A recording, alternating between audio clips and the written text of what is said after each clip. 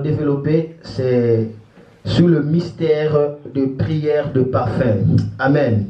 Mystère de prière de parfum. C'est quoi mystère? Le mystère, ça vient du mot grec mystés, qui veut dire quelque chose qui est caché, révélé par l'Esprit de Dieu dans un temps bien déterminé. C'est ce qu'on appelle le mystère. Vous savez, derrière chaque mystère, il y a un trésor. Ce que toi tu dois faire, il faut chercher des choses cachées pour que tu puisses voir la gloire. La Bible dit, la gloire de Dieu, c'est de cacher des choses, mais la gloire de l'homme, c'est de révéler des choses. Lorsque tu révèles les choses cachées, laisse-moi te dire que la gloire de Dieu commencera à te poursuivre, parce que tu as découvert ce qu'on appelle le trésor. Le mystère, c'est quelque chose difficile à comprendre, difficile à expliquer. C'est ce qu'on appelle le mystère. Et alors, la prière du parfum, c'est vraiment un mystère. C'est quelque chose de difficile à comprendre et difficile à expliquer. Il a plu au Saint-Esprit de décortiquer ce mystère de la prière du parfum. Lisons avec moi Apocalypse chapitre 5, le verset 8.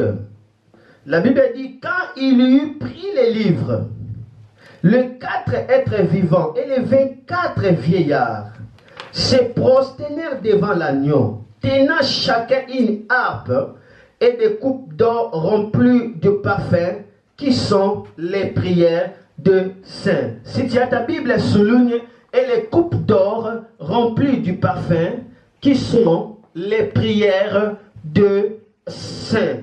Donc, il y a des prières du parfum. Parce que la Bible dit des coupes d'or remplies du parfum qui sont des prières de saints. Donc tu dois comprendre avec moi, il existe une prière ou la prière de parfum. C'est ce que nous allons voir maintenant tout à l'heure. La prière du parfum monte devant la face de Dieu comme de fumée odoriférante. Cela veut dire une odeur très agréable. Lorsque la prière du parfum est libérée, devant le trône de Dieu, il y aura des fumées blancs, et ce fumée est plein de l'odeur agréable. Et cela permet à Dieu d'être intéressé, d'être engagé et de pouvoir respirer à notre faveur.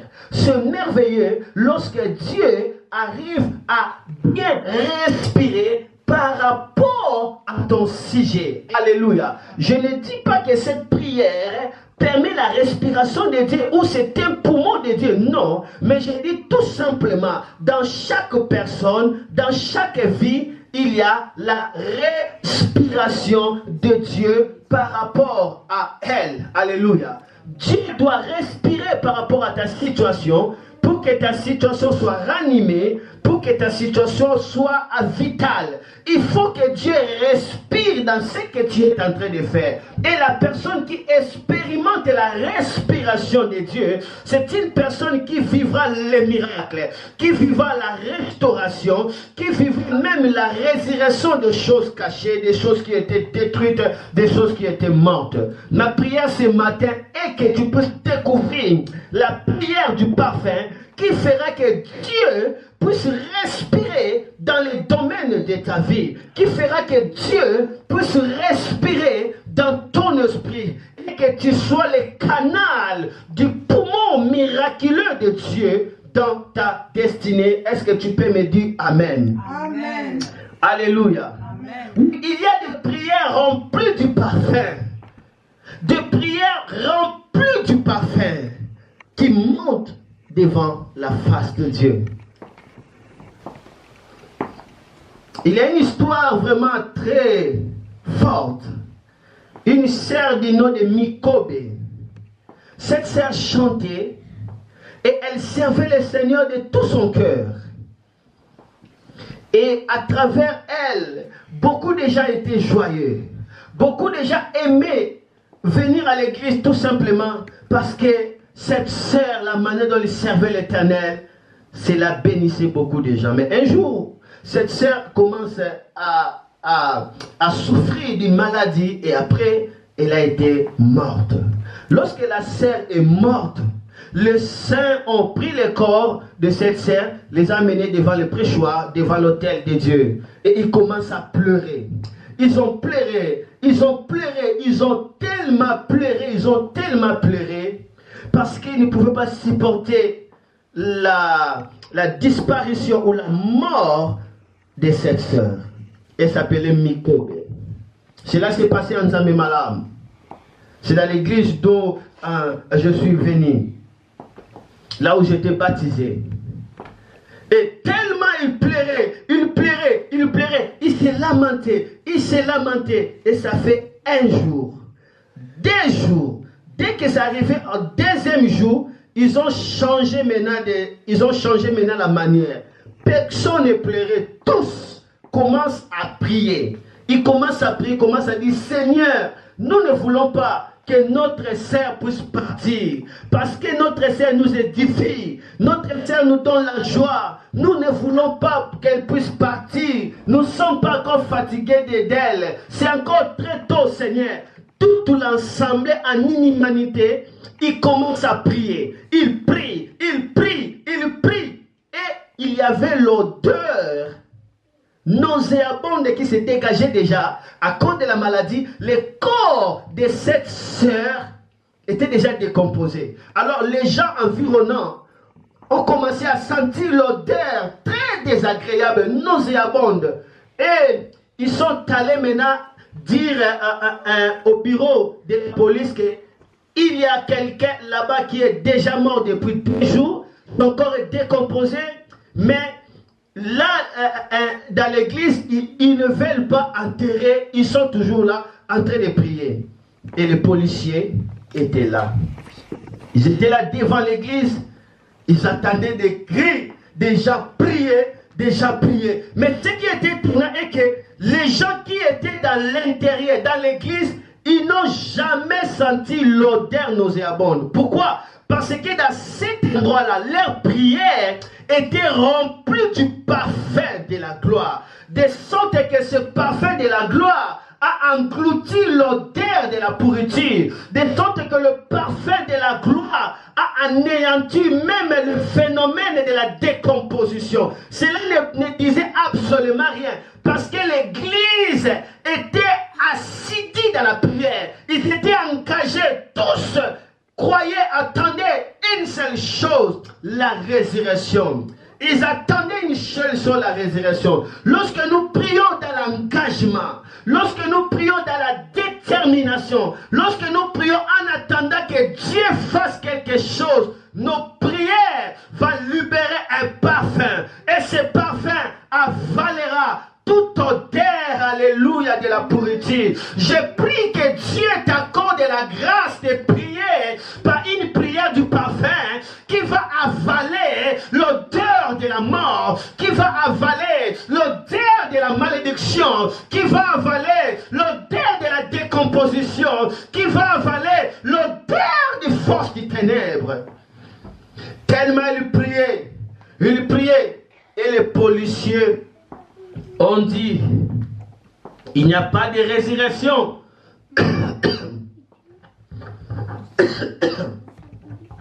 Vous êtes en train de passer l'état inutilement. Maintenant, nous allons récupérer les corps. Et sinon, vous tous, vous serez arrêtés. Et dès que les policiers, le spectateur de police a déclaré cette parole, automatiquement il y a des gouttes d'eau qui commencent à tomber là où cette sœur était. Les gens sentaient des gouttes d'eau. Ça tombait sur les cadavres. Ça tombait sur les cadavres. D'un coup, les corps du cadavre qui étaient déjà gonflés, et les corps commencent à se rétrécir. Il n'y avait pas de gonflement. Il n'y avait pas de pourriture. Et ces gouttes d'eau continuaient toujours à tomber. Et d'un coup, cette sœur était ressuscité, en ressuscitant, elle pleurait, elle pleurait, elle pleurait. Pourquoi? Parce que l'Église libérait la prière du parfait qui a déclenché les ciels, et le ciel a envoyé la rosée de la vie. Cette rosée a fait absorber la pourriture, a fait retirer la décomposition et a ranimé l'âme qui était déjà morte. Aujourd'hui, le Seigneur t'appelle à comprendre le pouvoir caché derrière la prière du parfait. Amen. La prière du parfait permet à Dieu d'être plus à l'aise,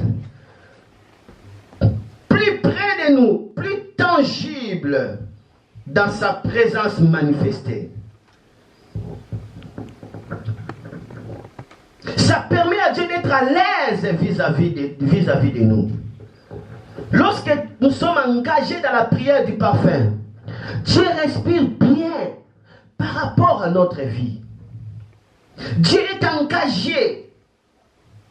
Dieu est attiré rapidement.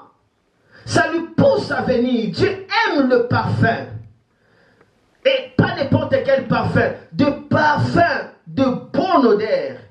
Et ça permet à Dieu de respirer nos requêtes, de respirer nos désirs, envie de libérer la bénédiction, envie d'étendre sa main sur nous.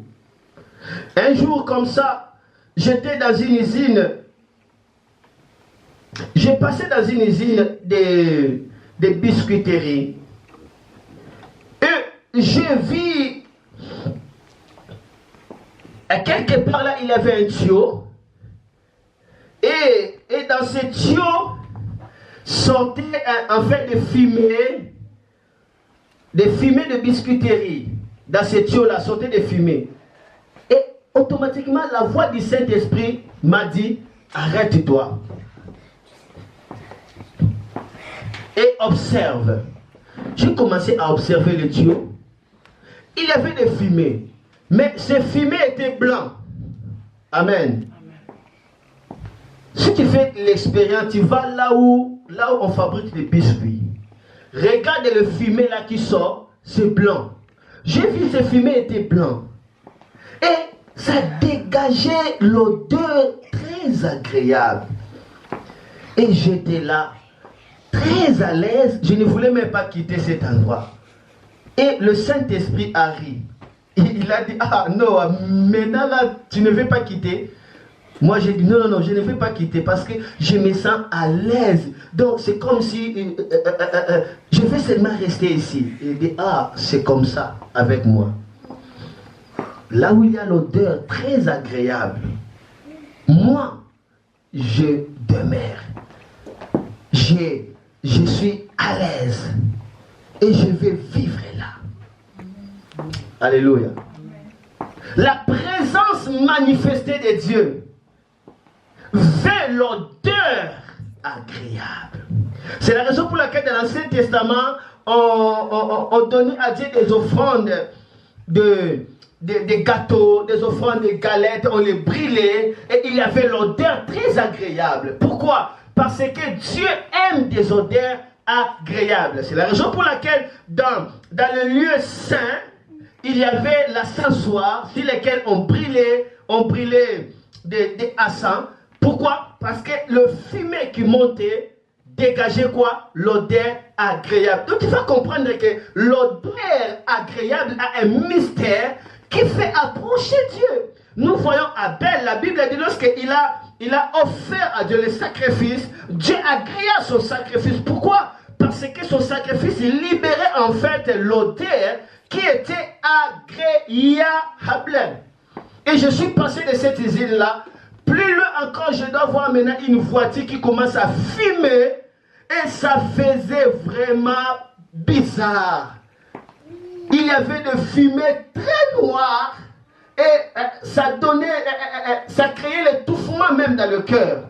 Là, le Saint-Esprit ne m'a même pas parlé. Moi-même, j'ai vu seulement les fumées. Et je suis passé rapidement. Et quand je suis passé rapidement, le Saint-Esprit a ri encore pour la deuxième fois. Pour me dire, oh, Mais pourquoi tu l'as pris rapidement comme ça? J'ai dit, c'est fumé, je ne le supporte pas. Le Seigneur me dit exactement comme les hommes. Comme les hommes, il y a des prières que je ne supporte pas. Parce que c'est trop de fumée noire. C'est trop de murmures dans ces prières. Trop de doutes dans ces prières. Trop de péchés dans ces prières. Et je ne supporte pas. Et parfois, par amour, j'envoie des anges pour mettre du parfum dans les prières de mon peuple. Afin qu'ils puissent être recueillis et que je puisse respirer ça pour parler à leur faveur. Amen. Il y a de mystères dans l'odeur sur lesquels nous sommes appelés à comprendre ça. Alléluia. Amen. Mais il faut retenir une chose. La prière du parfum veut dire tout simplement la prière des sacrifices. Tu peux me dire, c'est quoi la prière du parfum? Est-ce que le fait seulement de prier comme ça? Non. La prière du parfum veut dire la prière des sacrifices. Or, le dictionnaire biblique définit le sacrifice comme étant l'offrande nécessaire pour s'approcher de Dieu. Dans le dictionnaire biblique, on définit le sacrifice comme l'offrande nécessaire pour s'approcher de Dieu.